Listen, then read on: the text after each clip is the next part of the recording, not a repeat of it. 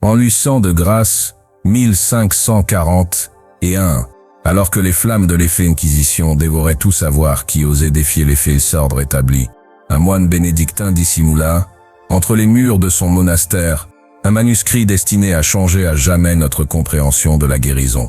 Ce n'était pas un traité de médecine ordinaire. C'était quelque chose de bien plus dangereux, la confession intime de Paracelse. Pendant des siècles, ces pages demeurèrent enfouies, en attente, car elles ne décrivaient pas la manière de soigner le corps avec des herbes ou des saignées, mais bien ce que les puissants craignaient plus encore que la peste, comment l'âme humaine peut se guérir sans aucune médecine. Le manuscrit fut retrouvé en 1891 par un bibliothécaire qui mourut dans des étranges circonstances.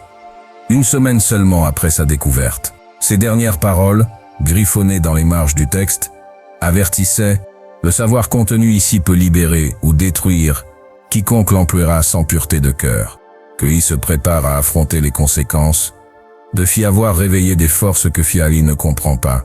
Ce que tu apprêtes à entendre, ce sont les confessions les plus intimes du dernier grand alchimiste de l'Occident. 12 secrets qu'il appliqua lui-même pour accomplir des guérisons que l'histoire officielle préfère oublier. Des techniques qui transcendent le temps et qui, selon ses propres mots, redonnent à l'IFAM le pouvoir que Fel a toujours possédé, mais que Fel avait oublié. Chaque révélation te portera plus profondément vers une vérité qui transformera à jamais ta relation avec la maladie, la douleur et la guérison. Mais prends garde, une fois ce seuil franchi, il ne existe pas de retour possible. Car celui qui comprend que l'ISAM guérit sans médecine, comprend aussi que chaque souffrance est un message et que chaque guérison est un éveil. Les pages murmurent, le savoir attend. Es-tu prêt à entendre ce que Paracelse ne s'osa jamais révéler de son vivant? Chapitre 1. Le miroir de l'Uvam. La maladie, c'est pas un châtiment divin, mais le cri désespéré de l'Uftam, réclamant du être entendu. Moi, Paracelse, je te confie le premier secret qui bouleversa ma compréhension de la médecine. C'était durant l'hiver de 1526, à Strasbourg, lorsque feu une femme entra dans ma consultation, le visage couvert de plaies, que aucun longueux ne parvenait à guérir. Les médecins l'IF avaient déclaré incurable, victime des humeurs malignes, mais quelque chose, dans ses yeux, me murmurait une vérité différente. Pendant des jours, je l'eusse observé attentivement. Je écoutais ses paroles. Je ressentis la vibration de son âme. Je découvris alors que chaque plaie apparaissait après des accès de colère intense contre son époux, qui la maltraitait sans relâche. Les blessures de son visage étaient le reflet parfait des blessures invisibles de son cœur. Lorsque je compris cela, je sus que avait trouvé la clé maîtresse de toute guérison véritable. Je vais t'y expliquer. Mon cher chercheur, pendant mes années de fiétude, j'eus compris que le feu d'homme ne possède pas un seul corps, mais plusieurs. Le corps physique ne est que la manifestation la plus dense de notre être. Il existe aussi le corps astral, siège de nos émotions et de nos pensées, qui agit comme intermédiaire entre le âme éternel et la chair mortelle. Toute maladie naît des fabors dans ce corps subtil, avant de se cristalliser en symptômes physiques. La médecine de mon époque, aveugle à cette vérité, ne traitait que les manifestations externes. Mais moi j'eussais découvert que chaque souffrance est le langage secret de l'IFAM, sa façon désespérée de communiquer des déséquilibres que nous avons ignorés. Les fièvres parlent de passions incontrôlées, les ulcères de colère enfouis, les tumeurs de rancune qui grandissent en silence. Cette femme de Strasbourg fut ma première grande confirmation. Je lui enseignai à contempler ses blessures, et non comme une malédiction, mais comme des lettres urgentes de son âme, réclamant libération. Je lui montrai comment, chaque matin, elle devait poser ses mains sur son cœur et se demander quelle douleur intérieure se manifeste sur ma peau, quel message porte ma maladie. Pendant un mois, elle pratiqua ce rituel sacré des photo-examens. Peu à peu, elle commença à reconnaître le lien entre ses états émotionnels et l'apparition des plaies. Lorsque finalement, elle trouva le courage de quitter son mari violent, un miracle se produisit. Sa peau guérit complètement, en moins de une semaine, sans aucun remède. À présent, je te livre cette première clé, la plus précieuse de toutes. Ton corps est le miroir fidèle de ton âme. Chaque symptôme, chaque douleur, chaque malaise porte un message sacré que ton être intérieur cherche à te transmettre. Ne maudis pas ta maladie. Bénis-la comme une maîtresse. Demain, au réveil, avant de te lever, pose tes 2 mains sur ton cœur. Respire profondément 3 fois et demande à ton corps: que veux-tu mieux enseigner? Quel équilibre ai-je perdu? Quelle blessure de l'Issam se manifeste en toi? Écoute sans juger, accepte sans résistance. La réponse arrive toujours à celui qui interroge avec sincérité. Ceci n'est que le premier pas vers la guérison sans médecine. Mais je te avertis, une fois que tu commences à voir ton corps comme le livre sacré où ton âme écrit ses secrets, tu ne pourras jamais revenir à l'ignorance confortable de croire que tes mots sont de simples hasards. Le secret suivant te révélera comment détecter les blessures invisibles avant que Fel ne se manifeste dans ton corps. Prépare-toi, car ce que tu apprendras changera pour toujours ta relation avec la douleur. Chapitre 2. La blessure invisible. Le sage médecin voit la maladie avant que le corps ne la connaisse, car il lit les signes que l'Issam écrit dans l'Ifer. Maintenant que tu connais le premier secret, mon cher disciple, je dois partager avec toi quelque chose de plus profond encore. Le fait-art de détecter les blessures avant que Fedel ne se manifeste dans la chair. Si c'était à Bâle, durant le fêté de 1527, quand ce don se révéla à moi de manière si dramatique, que changea pour toujours ma pratique médicale. Un marchand prospère entra dans ma consultation, apparemment en bonne santé, demandant seulement un tonique pour rester fort lors de ses voyages.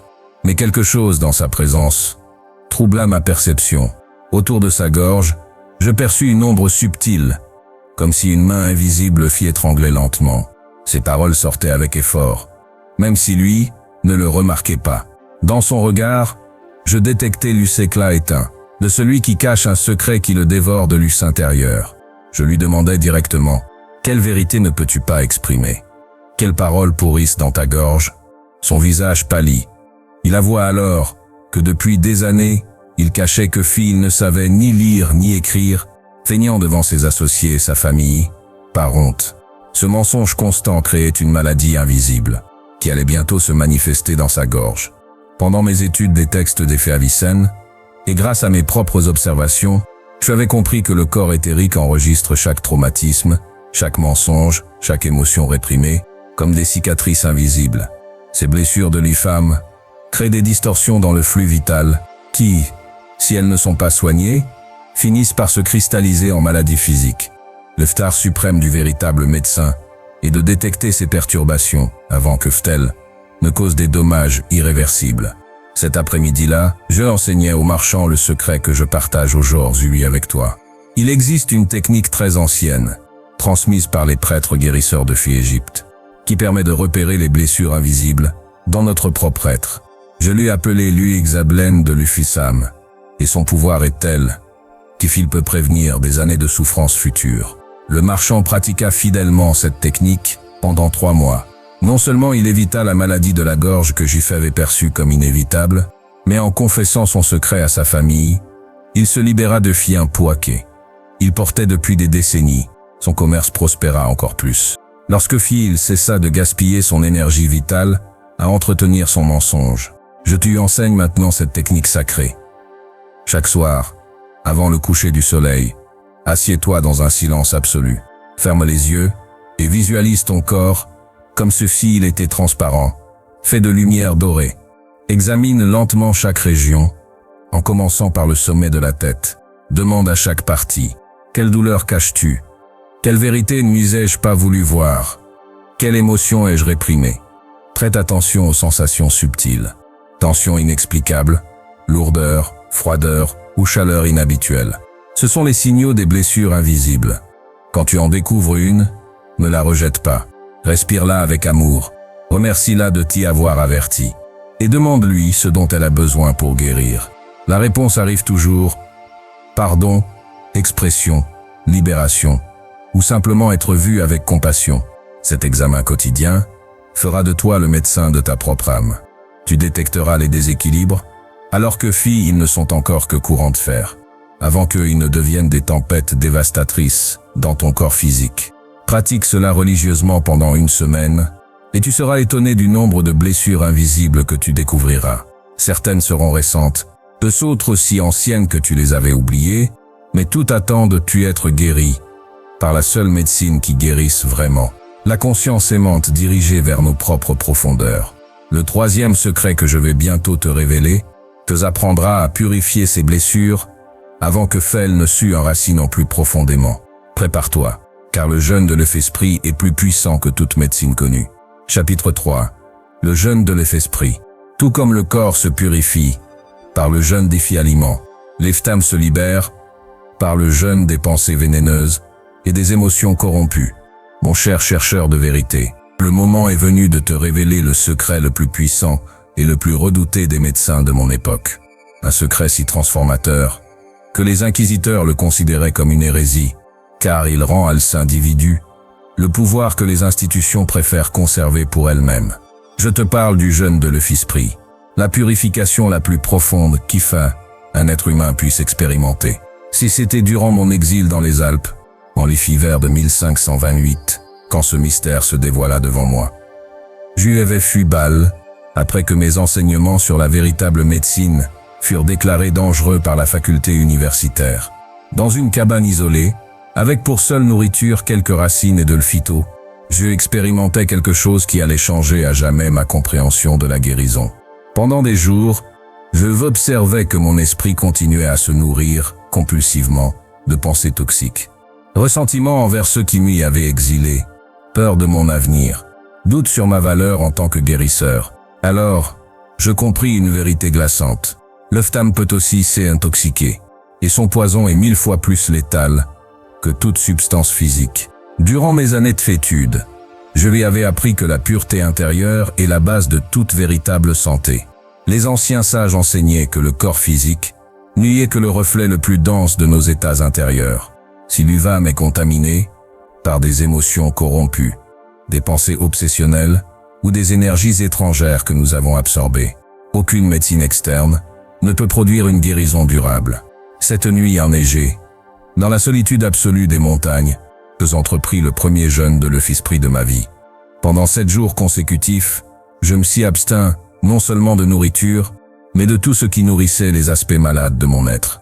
Pensées de vengeance, émotions de victime, de souvenirs douloureux que je rongeais obsédément, comme un chien avec un vieil os pourri.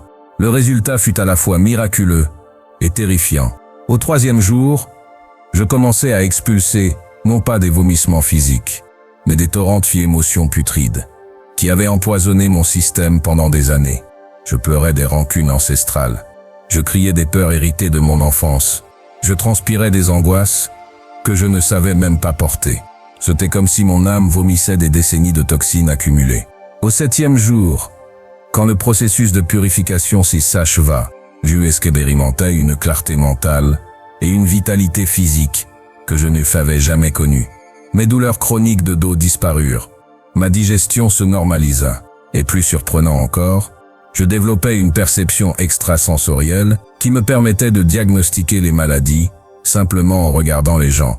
J'y avais découvert le pouvoir suprême de la médecine, la purification de l'âme. Maintenant, je te livre cette technique, mais tu dois l'aborder avec le respect que mérite une connaissance sacrée. Le jeûne de l'esprit n'est fait pas pour les faibles de cœur, car il exige de faire affronter les aspects les plus sombres de nous-mêmes. Mais celui qui le sait accompli émerge comme un être renouvelé, libéré des chaînes invisibles qui enchaînent la plupart des mortels à la maladie et à la souffrance. Commence par un jeûne doux de 3 jours. Durant cette période, abstiens-toi non seulement de aliments solides, mais aussi de ces toxines de l'âme. Les plaintes, les critiques envers autrui, les pensées de victime, les souvenirs douloureux que tu refuses de lâcher, et toute émotion que tu ressasses encore et encore, sans la résoudre. Chaque matin, à ton réveil, déclare à voix haute, « Mon âme jeûne de tout ce qu'il fait me poisonne. Je ne n'accepte en moi que des pensées d'amour, de gratitude et de guérison. » Pendant la journée, lorsque surgissent des pensées toxiques ou des émotions corrompues, ne les combats pas. Observe-le simplement comme des nuages traversant le ciel et déclare « Je ne te nourris pas. Tu peux partir. » Ne bois que de l'ifo pur et des bouillons de légumes sans sel. Mais surtout, nourris ton âme uniquement de contemplation de la beauté, de gratitude pour les bénédictions reçues et de connexion au sacré, par la prière ou la méditation silencieuse. Le deuxième jour sera le plus difficile, car ton âme commencera à expulser les toxines accumulées. Tu pourrais ressentir une tristesse intense, une colère inexpliquée ou une peur profonde. Ne t'y alarme pas. Ce sont les impuretés qui quittent ton système. Reste ferme dans ton intention et fais confiance.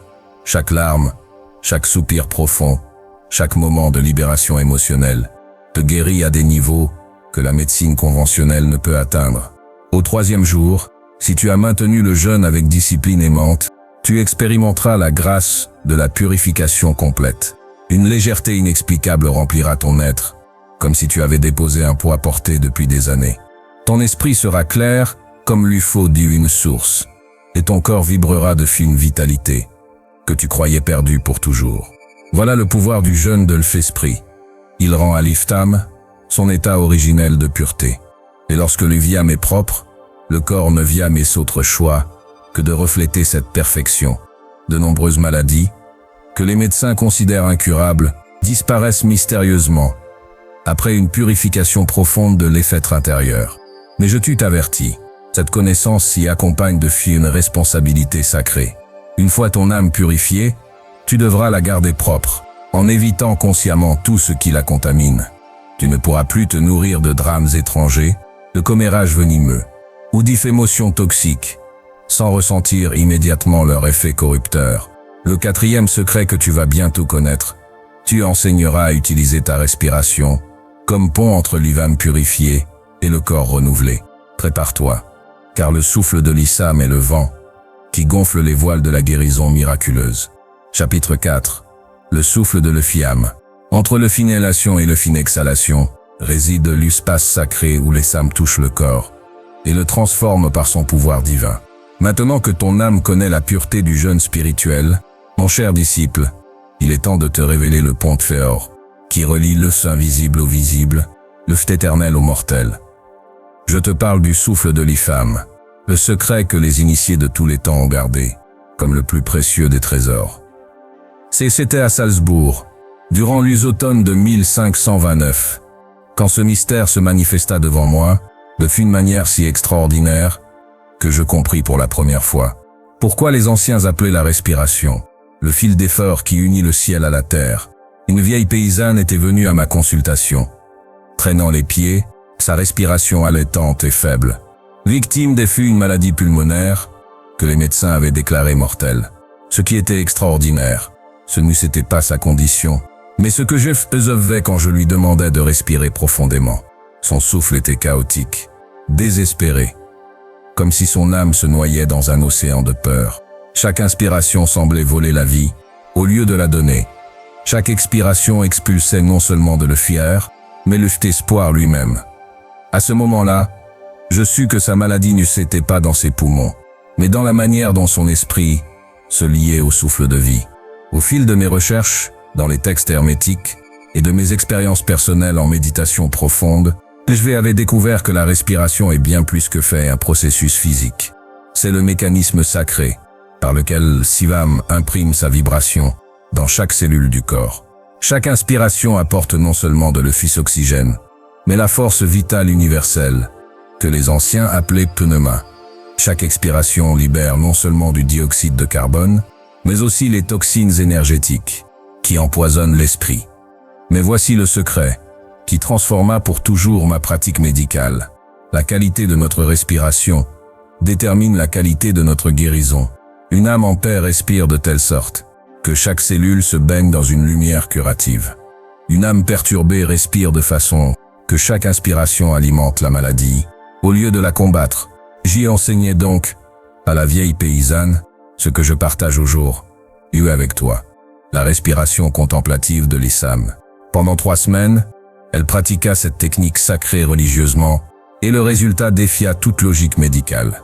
Ses poumons se nettoyèrent complètement, sa vitalité fut restaurée, et elle vécut encore 15 années, avec la santé d'une femme de 30 ans plus jeune.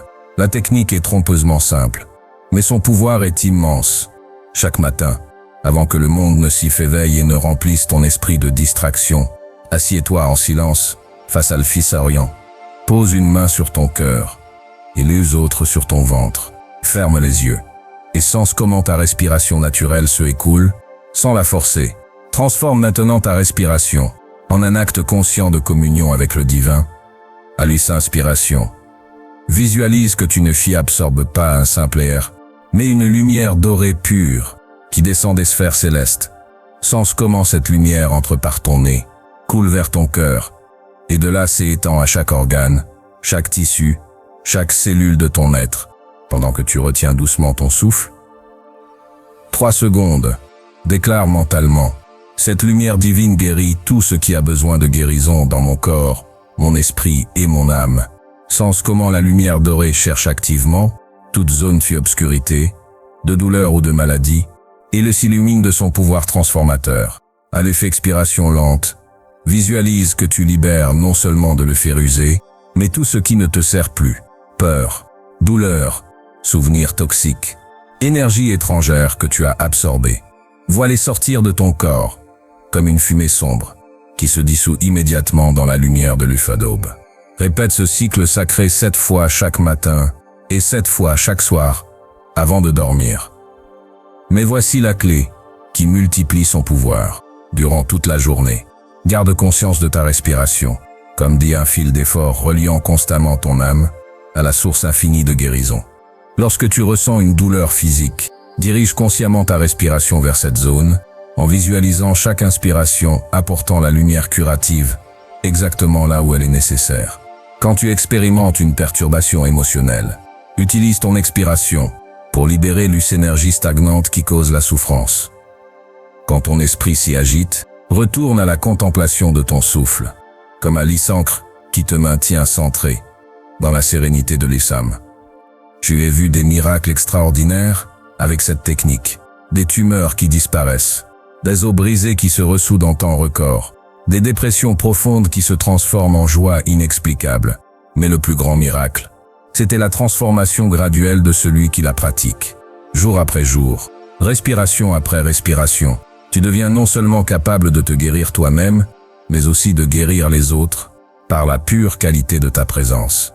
Car lorsque ton âme respire consciemment, tu émets une vibration si pure, que de fautres se guérissent simplement, en étant près de toi.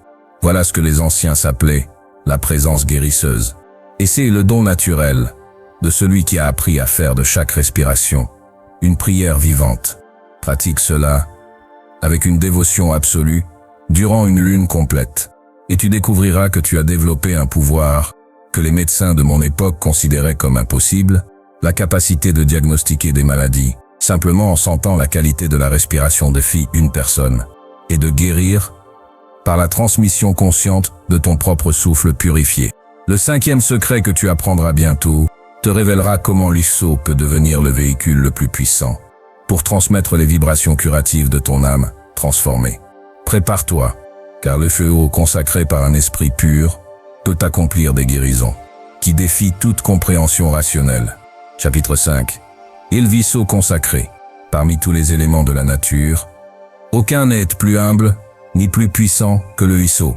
Celui qui apprend à la consacrer avec pureté possède entre ses mains le miroir liquide de l'Iftam, capable de refléter la guérison éternelle. Mon cher disciple, écoute attentivement ce que je vais maintenant te confier, car cet enseignement valut à plusieurs de mes confrères de s'être accusés de sorcellerie et de finir sur le bûcher. Mais la vérité ne peut être brûlée, car le faux enregistre et transmet ce que le fiam lui confie.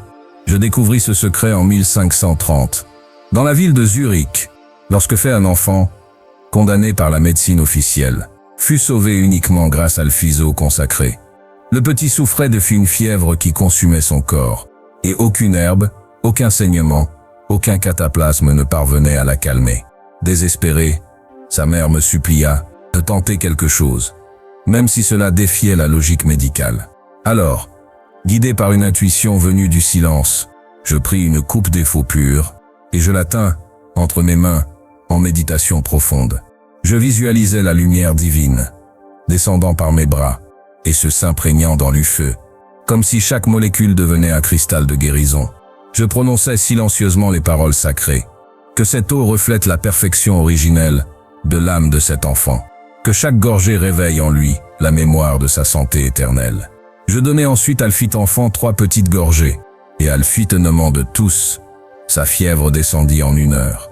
En 3 jours, il courait déjà à nouveau dans les rues, comme si rien ne se s'était passé. Ce fut la confirmation éclatante que le vaisseau n'est fait pas un simple liquide inerte, mais une matrice vivante, qui obéit aux vibrations de la conscience. Les anciens Égyptiens le savaient, et consacraient l'usseau du Nil dans leurs rituels. Les prêtres druides des forêts du Nord le savaient aussi, et recueillaient la rosée de mai, considérée comme médecine céleste. Mais ce que j'eussais découvert, c'est que ne fit importe quelle eau, même la plus humble, peut devenir eau sacrée, si elle est imprégnée de l'euphisame purifié de un guérisseur. Voici le rituel que tu dois pratiquer, si tu veux expérimenter ce pouvoir. Chaque matin, prends un récipient de verre transparent et remplis-le de flux d'eau pure, sans aucun ajout. Tiens-le entre tes mains et ferme les yeux. Respire profondément 3 fois, en te connectant à la paix du silence intérieur et au souvenir de ta propre perfection. Puis, visualise une lumière dorée descendant du ciel, passant par ta tête, tes bras, et s'infusant dans l'isseau. Répète mentalement, au moins 7 fois. Cette eau est lumière, cette eau est guérison, cette eau réveille en moi l'ussame éternel. Bois ensuite 3 gorgées en silence, et sens la lumière se répandre dans chaque cellule de ton être. Si tu le fais chaque jour pendant une lune complète, tu verras se produire des changements profonds. Ton corps se purifiera naturellement, tes émotions se stabiliseront, et ton esprit trouvera une clarté nouvelle. Mais écoute-moi bien, cette eau devient ce que ton âme y imprime. Si tu la charges de peur, de doute ou de colère, elle transmettra ces mêmes poisons. C'est pourquoi le guérisseur doit purifier son être avant d'oser consacrer l'usto. Utilise cette eau consacrée aussi pour guérir les autres. Donne-leur à boire 3 gorgées, ou applique-la sur la zone malade, tout en visualisant la lumière pénétrant et dissolvant le déséquilibre. J'y ai vu des plaies purulentes se refermer en quelques jours, des fièvres disparaître en une nuit, et des esprits tourmentés retrouver le calme, après avoir bu une simple coupe de suppôt imprégnée de lumière. Souviens-toi toujours, le pouvoir ne est pas dans l'usseau, mais dans la conscience qui la consacre. Celui qui comprend cela possède la clé de transmutation, des éléments les plus simples en instruments de guérison miraculeuse. Le 6e secret que je vais maintenant te confier est peut-être le plus dangereux de tous, car il touche directement le pacte entre l'ivame du guérisseur et la lumière éternelle. Prépare-toi, car sans ce pacte, tout pouvoir peut se retourner contre toi. Chapitre 6. Le pacte avec la lumière. Il n'existe pas de pouvoir plus grand que celui qui jaillit lorsque la volonté humaine s'y aligne avec la volonté divine. Là, le guérisseur cesse d'y agir en tant que fin individu et devient l'instrument pur de la lumière. Mon cher disciple, jusqu'ici tu as appris que le corps reflète l'ephtham, que les blessures invisibles précèdent la maladie, que le jeûne de l'esprit purifie, que le souffle relie le fin visible au visible, et que l'usseau transmet les vibrations de guérison. Mais aucun de ces secrets ne sait de véritable puissance sans celui que je vais maintenant te confier, le pacte avec la lumière. Car sans cette alliance sacrée, les techniques les plus puissantes se corrompent, et celui qui guérit peut tomber dans le orgueil, ou dans l'illusion d'être la source de la guérison. Je vécus cette leçon à mes dépens, durant l'hiver de 1531, dans la ville de Nuremberg. J'y avais acquis une renommée considérable, car mes guérisons semblaient miraculeuses. Les foules se pressaient pour me voir, et ma réputation croissait comme une tempête. Mais peu à peu, je me laissais séduire par la reconnaissance. Je crus que mes pouvoirs venaient de moi, de ma supériorité, en savoir et en discipline. Alors le flux de guérison se tarit brutalement. Mes remèdes perdaient de leur efficacité, les malades cessaient de guérir, mon souffle et mon eau consacrée semblaient soudain vides. Je tombais dans un désespoir profond, croyant avoir été abandonné par les forces qui autrefois mes filles assistaient. Ce fut dans cette nuit obscure de mon âme que je reçus la révélation qui me sauva.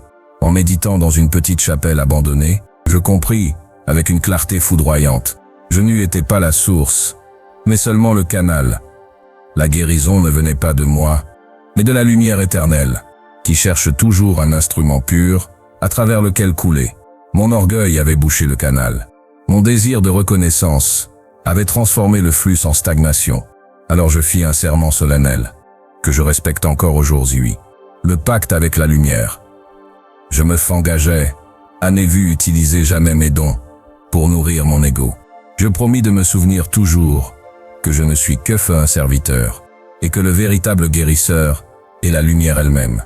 Depuis ce jour, chaque matin, avant toute pratique ou consultation, je prononce intérieurement ces paroles sacrées. Lumière éternelle, fais de moi ton instrument.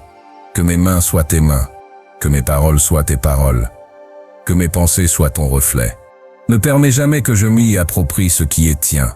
Et aussitôt, le flux revint. Mes guérisons reprirent, avec une puissance décuplée. Mais surtout, mon cœur connut une paix, que aucun succès terrestre ne saurait pu me fit apporter. Voici la vérité que je te transmets, sans pacte avec la lumière. La médecine de l'Fizam Nfiyet fut un pouvoir dangereux qui finit par corrompre son porteur. Avec ce pacte, même le geste le plus simple, une parole de réconfort, une caresse, un verre de fido, devient un canal de guérison miraculeuse. Fais-toi chaque matin l'us instrument de la lumière et tu n'auras plus jamais à craindre de manquer de pouvoir, car le pouvoir qui vient de l'If éternel est inépuisable. Le 7e secret que je vais maintenant te révéler te enseignera à utiliser la plus subtile des forces pour restaurer l'Iftam. La musique, qui guérit là où aucune parole ne peut atteindre. Chapitre 7. La musique de l'Iftam. Là où les mots échouent, la musique guérit. Car elle parle la langue originelle, que l'Islam n'est fait à jamais oublier. Mon cher chercheur de mystères, il est temps de te révéler l'un des secrets les plus doux et les plus puissants que je fais découvert au cours de mes voyages à travers l'UFE Europe. Un secret que les poètes connaissent intuitivement, mais que les médecins ont méprisé. La musique de l'Ifania. En 1533, je visitais la ville de Venise, où les canaux vibraient du chant des gondoliers et des mélodies qui flottaient sur les eaux, comme des prières invisibles. Là, je rencontrai un maître luthier, qui, sans le savoir, était un guérisseur. Chaque fois que il achevait un instrument, il le jouait devant le malade de sa famille, sans remède ni herbe, seulement avec des accords purs. Il produisait des améliorations extraordinaires.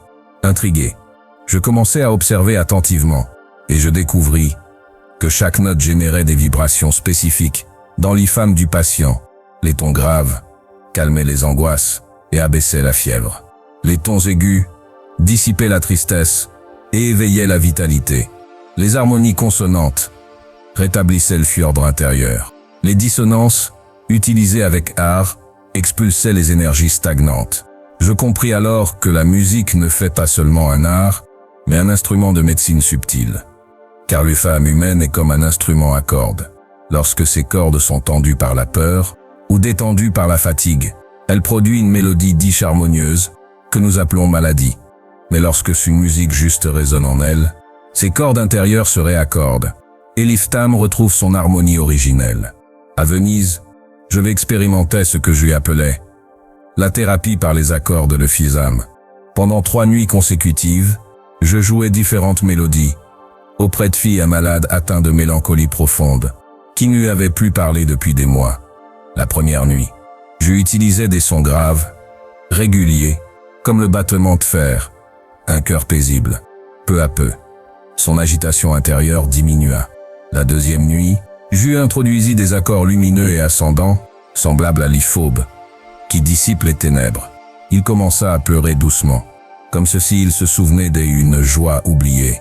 La troisième nuit, je jouais une mélodie joyeuse, pleine de rythme et de lumière. L'Éphium se leva soudain, et pour la première fois depuis des mois, il parla. Il dit simplement « Je suis revenu ». Depuis ce jour, j'ai utilisé la musique comme un outil sacré de guérison, non comme distraction, mais comme scalpel subtil, qui atteint les blessures de l'Iftam, que ni le feu haut ni les remèdes ne peuvent toucher. Voici comment tu peux appliquer ce secret. Chaque soir, avant de dormir, joue ou écoute une musique qui corresponde à l'Ifeta que tu veux éveiller en ton âme. Si tu as besoin de paix, cherche des sons graves, lents régulier. Si tu as besoin de joie, cherche des mélodies vives et ascendantes. Si tu as besoin de libération, permets-toi de t'y écouter des sons puissants, même dissonants, qui te font expulser ce que tu as retenu trop longtemps. Mais surtout, chante, car ta propre voix est l'instrument le plus parfait que l'effet univers tu fais donner. Chante sans souci des harmonies, chante comme une prière brute, et tu verras ton âme se guérir, à travers la vibration de ton propre corps. Le 8e secret, que tu apprendras bientôt, te révélera comment utiliser les visions intérieures, comme instrument de transmutation. Car le lit imagination dirigée, et le creuset, où s'est accompli l'effet alchimie véritable. Chapitre 8. Le silence guérisseur. Dans le silence absolu de l'Issam, là où cessent tous les mots, là où s'y s'éteignent toutes les émotions, réside un pouvoir plus grand que toutes les médecines. Le silence guérit. Mon cher disciple, c'est ici que commence l'UFIA, des mystères les plus profonds, que je t'ai jamais découvert au cours de ma vie d'alchimiste et de médecin. Le silence ne est pas simple absence de son. Il est la présence de une intelligence invisible, qui sait parfaitement comment restaurer ce que le corps et l'âme ont oublié. J'ai appris cette vérité dans les montagnes des Carpates, où je me s'étais réfugié, traqué par l'Inquisition. Là, dans une grotte obscure, sans livre, sans disciple, sans remède, je rencontrais le maître le plus sévère et le plus doux, le silence. Les premiers jours furent une torture. Ma pensée me hurlait sans repos, mes peurs me poursuivaient, mes souvenirs se battaient dans ma mémoire, comme des démons qui refusent de mourir. Mais peu à peu, les voix intérieures se passèrent. Entre deux pensées, je découvris un espace, comme un souffle clair, un instant de paix pure. Il s'élargissait chaque jour davantage. Et dans cet espace silencieux, je sentis un pouvoir alphi-d'œuvre. Mon épaule gauche, qui depuis des années me causait douleur et raideur, commença à vibrer sous une force invisible. C'était comme si des milliers de mains de lumière réparaient mes fibres, mes os, mes nerfs, sans remède, sans mouvement. Seulement grâce au silence, la douleur disparut, et mon bras recouvra plus de force et de souplesse que Finès en avait jamais eu. Alors je compris, le silence est la médecine originelle, car il crée l'espace où le fi intelligence divine agit, sans obstacle, sans bruit, sans interférence. Depuis ce jour, j'ai enseigné à mes patients, non seulement à écouter leur corps, mais à s'y asseoir, dans le silence le plus profond qu'ils puissent trouver. Et les résultats furent si puissants, que beaucoup parlèrent de miracles. Un malade qui ne pouvait dormir depuis 10 ans, retrouva le sommeil, après 3 nuits de silence intérieur. Une femme rongée par des douleurs chroniques, vit ses souffrances disparaître. Lorsque elle apprit à se faire asseoir en silence, chaque matin, Alfie-aube. Voici donc le fiard du silence guérisseur. Chaque jour, choisis une heure où tu ne feras absolument rien. Pas de lecture, pas de musique, pas de distraction, seulement asseoir, fermer les yeux et observer tes pensées, comme des nuages qui passent dans le ciel. Ne les combats pas, ne les poursuis pas, laisse-les aller, jusque ça ce que apparaissent. Le espace nu, où rien ne reste, sinon la présence silencieuse, qui guérit tout.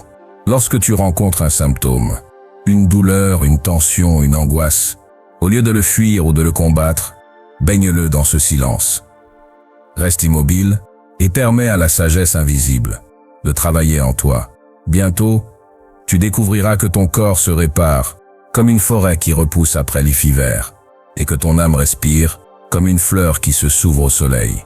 Le silence est la matrice de toutes les guérisons. Avec lui, les sons sacrés, le faux consacré, la respiration, tout devient 1000 fois plus puissant. Sans lui, les plus grandes techniques ne sont que poussière.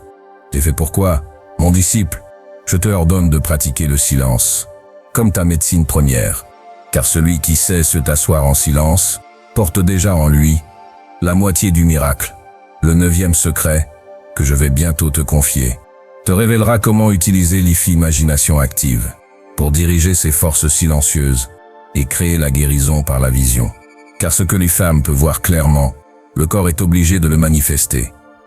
Chapitre 9. Le voyage intérieur. L'imagination ne est pas un simple jeu de l'esprit. Elle est la forge secrète, où le féa modèle la chair, et où la vision devient réalité. Mon cher compagnon, après avoir goûté au silence guérisseur, il est temps de recevoir le fier des secrets les plus redoutés et les plus puissants, le voyage intérieur. Car ce que la pensée voit clairement, le corps finit toujours par le refléter. C'était en l'hiver de 1534, dans mon laboratoire de Prague. Un noble blessé, paralysé du bras droit, se présenta à moi. Les nerfs avaient été tranchés par une épée. Les médecins affirmaient qu'il ne pourrait jamais guérir. Pendant des semaines, j'ai appliqué toutes mes méthodes, sans succès. Alors, me souvenant des anciens maîtres des filles Égypte, j'eus osé un pas plus grand. J'ai enseigné à ce noble, non pas un remède extérieur, mais un voyage au plus profond de lui-même. Chaque matin, chaque soir, durant 1 heure entière, il devait s'y asseoir en silence, fermer les yeux et voir son bras, non pas comme il était, mais comme il devait être. Je lui appris à sentir ses doigts bouger, même s'il restait immobile, à imaginer le courant nerveux circuler, même si les médecins affirmaient le contraire, à éprouver la joie d'utiliser ce bras comme s'il était déjà guéri. Mais la clé n'était pas seulement de visualiser, la clé était de ressentir avec gratitude, comme si la guérison était déjà accomplie. Carlus Univers, répondons aux désirs désespérés, mais aux convictions paisibles. Pendant 3 mois, le noble fit ce rituel. De ses abords, il sentit des picotements, puis des spasmes durant son sommeil. Enfin, les mouvements revinrent peu à peu. Au bout de 6 mois, il utilisait son bras, mieux encore que fait avant la blessure. Ce ne c'était pas un miracle. C'était la loi, car le corps suit fidèlement les images que le fiam lui offre. Depuis ce jour, je enseignais le voyage intérieur. À mes patients que le son disait incurable, je l'ai vu des aveugles recouvrer une lueur, des sourds entendre à nouveau, des paralysés marcher. Non, parce que on leur donna quelque chose de nouveau, mais parce que ils retrouvèrent en eux le modèle parfait qui n'y avait jamais été détruit. Car chaque corps possède un double invisible, un corps de lumière, où demeure intact le dessin originel. Quand tu visualises avec clarté, tu appelles ce dessin, et tu obliges la chair à s'y conformer. Voici donc comment pratiquer. Chaque jour, entre en silence, ferme les yeux, et imagine ton corps comme un temple de lumière. Si une partie souffre, ne la vois pas malade. Voilà comme elle doit être. Resplendissante, forte, parfaite. Ne supplie pas. Ne désire pas. Ressens seulement la gratitude de celui qui a déjà reçu. Pratique 30 minutes le matin et 30 minutes le soir. Et chaque fois qu'une douleur apparaît, fais un court voyage intérieur. Vois la lumière remplir la zone, jusque ça ce que la paix revienne. Avec le temps, tu découvriras que la guérison répond aussi vite que fait un écho dans une vallée. Mais prends garde, ce pouvoir exige pureté. Jamais tu ne dois utiliser la visualisation pour manipuler autrui ou pour nourrir ton égoïsme. Car l'image que tu projettes se retournera tôt ou tard vers toi.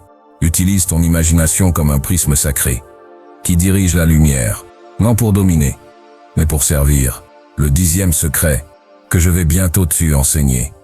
Tu y apporteras la protection nécessaire pour garder intacte cette lumière, car celui qui guérit doit aussi apprendre à se protéger. Chapitre 10. Le manteau protecteur. Celui qui guérit doit se protéger, car une flamme brillante attire toujours le vent, et une âme purifiée attire aussi les forces qui cherchent à l'y éteindre. Mon cher gardien de lumière, après avoir réveillé tant de pouvoirs intérieurs, il est temps que tu connaisses la vérité, que beaucoup préfèrent ignorer. Toutes les énergies ne veulent pas ton bien. Oui, il existe des influences invisibles qui se nourrissent de la peur, de la maladie et du désespoir des hommes. Je fis cette découverte lors d'un hiver glacial dans un village de Bohême. Les habitants étaient malades, épuisés, comme vidés de leur vitalité. En arrivant, je sentis immédiatement un air épais, lourd, oppressant. Quand je soignais un malade, il s'y améliorait devant moi. Mais dès que je partais, il rechutait aussitôt. La nuit, alors que je méditais, je sentis une présence noire. Des tentacules invisibles cherchaient à pénétrer mon champ vital pour aspirer ma lumière. C'était comme une créature, faite de d'ombre et de faim. Je compris alors que mes forces seules ne suffisaient pas. Il me fallait un manteau protecteur. Alors, dans la profondeur de ma méditation, je invoquai la lumière dorée, et je la vis descendre comme une cascade, enveloppant tout mon être. Autour de moi se forma une armure de clarté, laissant passer seulement l'effet amour et la vérité, et repoussant tout le reste. Le fiatak cessa immédiatement, et dès le lendemain, mes guérisons reprirent avec puissance. Depuis ce jour, je enseigne à chaque disciple le ftiar de tisser autour de soi, le manteau protecteur. Voici comment pratiquer. Chaque matin, après ton silence intérieur, invoque une pluie de lumière dorée, descendant sur toi depuis le ciel. Visualise cette lumière, couvrant ton corps physique, ton cœur et ton esprit. Dis en toi-même, je suis un être de lumière souverain. Seules les énergies d'amour et de guérison peuvent entrer dans mon champ. Tout le reste retourne à sa source. Imagine que cette lumière forme une sphère de 3 mètres autour de toi, une membrane subtile qui laisse passer ce qui est pur et renvoie doucement ce qui est sombre. Renforce particulièrement ta couronne, ton cœur, ton plexus solaire et la base de ta colonne, car ce sont les portes de ton énergie. Durant la journée, chaque fois que tu sens ta force diminuer, rappelle-toi ton manteau. Respire profondément et vois-le se raviver, comme une flamme qui reprend éclat. Le soir, avant de dormir, purifie-le. Visualise la lumière, dissolvant toutes les ombres qui auraient pu s'y attacher. Ainsi tu dormiras protégé et ton âme pourra voyager librement, sans crainte des influences hostiles. Souviens-toi, disciple, la protection ne naît pas de la peur, mais de l'amour. Un cœur rempli de compassion sincère vibre si haut que rien de sombre ne peut l'y atteindre. Le 11e secret, que je vais maintenant te révéler, te montrera la forme la plus pure de communication avec le divin. Non par des mots, mais par un silence amoureux, où Dieu répond toujours. Chapitre 11. La prière sans parole. Quand Luciam apprend à parler à Dieu, sans le poids des mots, elle découvre que la réponse divine était toujours là. Mon frère, mon compagnon de route, après avoir appris à guérir par le souffle, par le sceau, par le son, par le silence, il est temps d'y aller plus loin encore, car la clé suprême de toute guérison ne fait pas dans la technique, mais dans la communion. Non pas une prière faite de phrases répétées, mais une ouverture silencieuse, où ton cœur parle directement au mystère. Je fais découvrir cette vérité dans les montagnes de Salzbourg durant ma dernière retraite.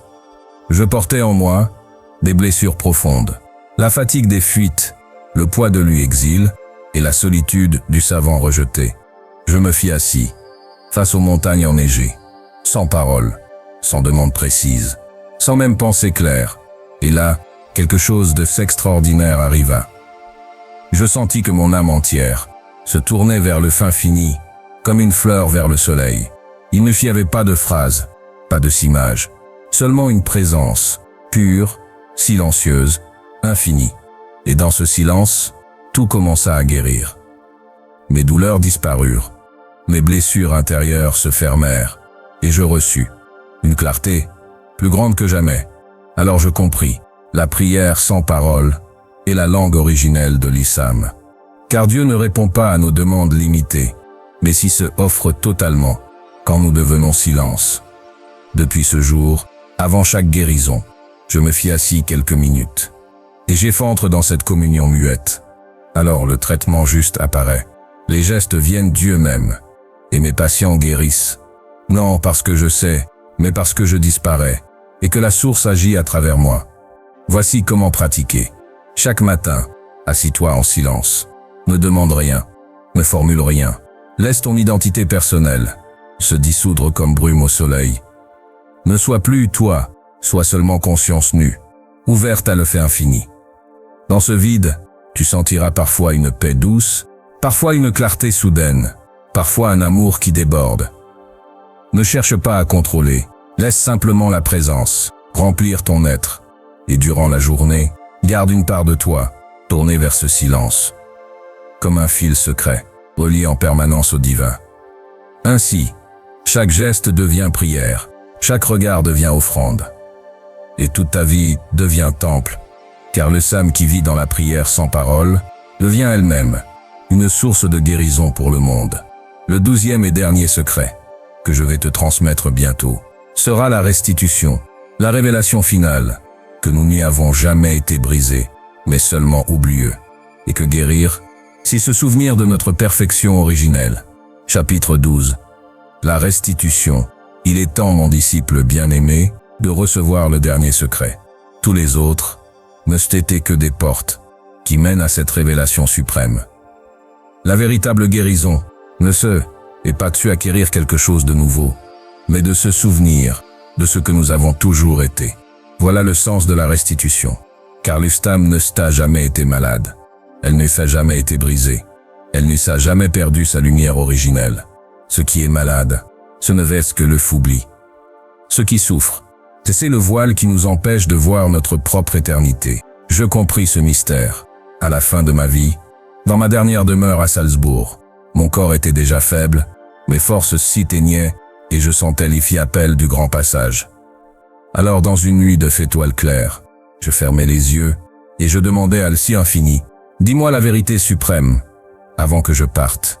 Et ce que je reçus fut une vision si simple, et si éclatante, que toutes mes recherches se résumèrent en une seule phrase.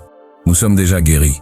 Oui, au plus profond de notre être, il existe un noyau de pureté, intouchable par la douleur, intouchable par la maladie, intouchable par le temps. La restitution ne fit rien dit autre que le retour conscient à ce noyau immuable. Tout le reste, les techniques, les rituels, les pratiques, ne sont que des chemins pour nous ramener à ce souvenir originel. Je vis, dans ma vision, que chaque âme humaine est un miroir de Dieu. Quand le miroir est couvert de poussière, il semble terni, mais un seul souffle de lumière, et il brille à nouveau. Ainsi en est-il de nous. La maladie est poussière, la guérison est souvenir. Rien ne se crée, rien ne se détruit. Tout se révèle. Alors mon cher compagnon, je t'invite à déposer maintenant toutes les techniques, toutes les prières, toutes les images. Reste nu face à l'infini. Et souviens-toi, tu ne fais à jamais été brisé. Tu n'as jamais été perdu. Tu n'as jamais cessé cette être lumière. Le corps retournera à la terre. Le stégo se dissoudra comme un rêve. Mais ton être véritable brillera pour l'éternité. Voilà la restitution. Le moment où les âmes cessent de chercher à guérir, car elle se souvient que fait-elle est déjà entière. Reçois donc ce dernier secret. Non comme une instruction, mais comme un rappel. Tout ce que tu cherches, tu le sais déjà. Et tout ce que tu pratiques, n'est fait que le chemin pour le redécouvrir. Je termine ici mon testament, non pour fermer un livre, mais pour ouvrir en toi la mémoire immortelle de ta véritable nature. Souviens-toi, et tu seras libre.